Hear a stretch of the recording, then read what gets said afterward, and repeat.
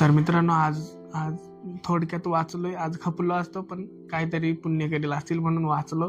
इगतपुरीच्या मागं तिथं ॲक्सिडेंट झाला माझा. सगळ्यात आधी भावाला फोन केला. भाऊ अर्ध्या तासात सोनोशीवरून इगतपुरीजवळ आला. मला घेतला, दवाखान्यात गेलो आणि पट्टी बिट्ट्या केल्या नाही का. म्हणजे वाचलो, थोडक्यात वाचलो. लय बेकार पडेल होतो पण जास्त नाही लागला.